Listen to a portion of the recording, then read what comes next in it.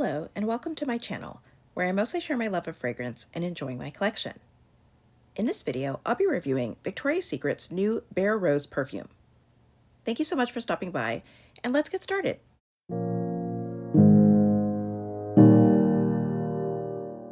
Victoria's Secret just launched their new Bare Rose perfume on July 18th, which is a flanker to the Bare perfume that they launched last year. When Bare came out as a permanent standalone scent, I was wondering if it was going to be a new line that had flankers, and it looks like that is indeed the case. In this video, I'll review the new Bare Rose fragrance, as well as other products in the collection, and I'll also do a few comparisons with other perfumes, including the original Bare. Right now, Bare Rose is not listed as a limited edition fragrance, and it comes in a 1.7 and 3.4 ounce eau de parfum, a body lotion, a fragrance mist, rollerball, and mini mist. Victoria's Secret is currently offering a bundle deal where you can get the 1.7 ounce perfume and lotion along with a bag for $75. I opted for the second option, which came with the bag, the 3.4 ounce perfume, the body lotion, and the fragrance mist for $95. And this deal is available both online and in store.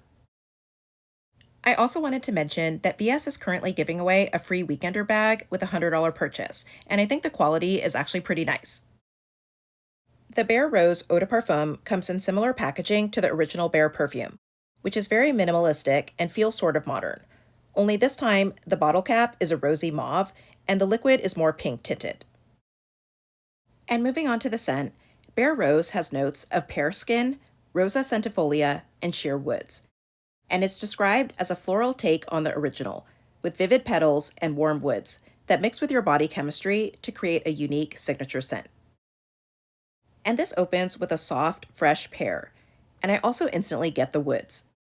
The rosa centifolia, which is also known as rose de mai, feels more like an extract of dried rose petals, and it has some greenness to it as well.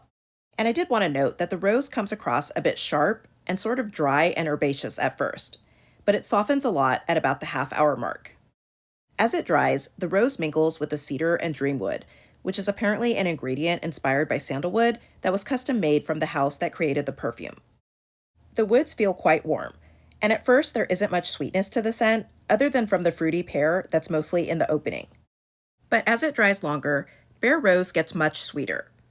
To me, this is first a warm, woody floral that starts predominantly as a rose scent, but then it turns into a sweet, woody scent with a touch of rose.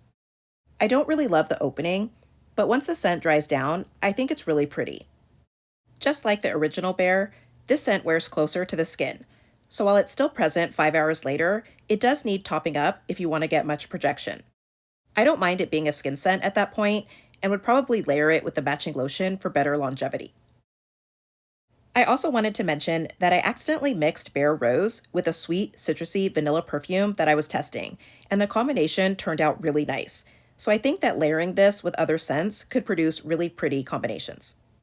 Here are all the main pieces in the Bare Rose collection, and now I'll go ahead and go into details on the other products, including the body lotion and fragrance mist. The body lotion comes in a pump bottle, which is standard for VS fine fragrance lotions, and the consistency is also typical for those. It's neither thick nor runny. As far as the scent, it feels a lot softer in the lotion. It has a nice creaminess that keeps the rose from feeling harsh, and the woods are also softer. I also feel like the pear stands out a bit more compared to the dry down of the perfume. And as for the fragrance mist, it smells pretty similar to the perfume, but it's maybe a bit brighter, and the rose is not as sharp. The woods also aren't as prominent, so overall it feels like a softer scent than the eau de parfum. And here's what the Bare Rose lotion on the right looks like compared to the original Bare lotion on the left. And these come in a kind of soft touch packaging instead of clear plastic like other scents. And same for the fragrance mist, the packaging is quite similar between the Bare Rose mist on the right and the original Bare mist on the left.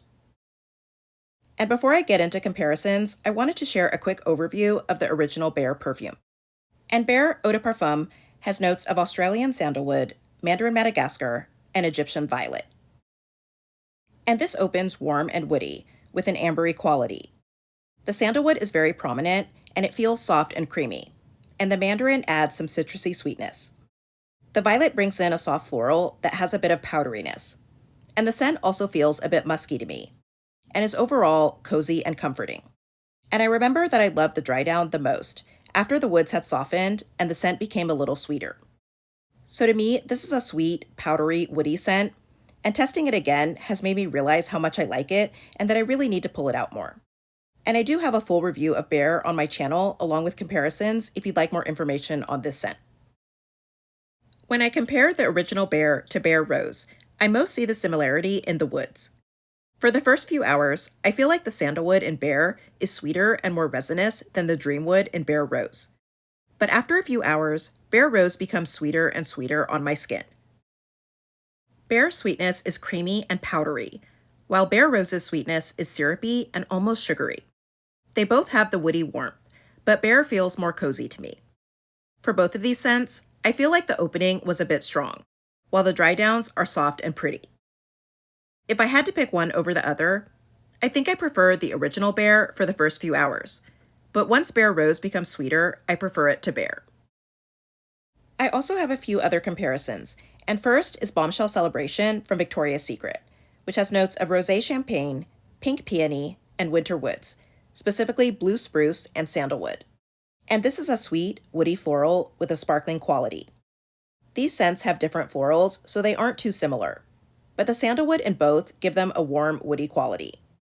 Bombshell Celebration feels brighter, yet also more wintry, while Bare Rose focuses more on the rose.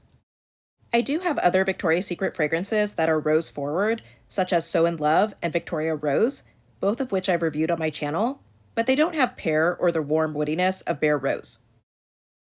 Next, I have Irresistible Eau de Parfum from Givenchy, and this has top notes of pear and ambrette, mid notes of rose and iris, and base notes of musk and cedar. And this is a sweet, fruity floral scent with a prominent rose. These both share the pear and rose, but Irresistible has stronger, more juicy pear, as well as a lot more sweetness due to the ambrette, while Bare Rose is warm and woody. And then I have Belle de Jour from Dior, which has notes of pear, peach, and rose, as well as woods and a powdery note.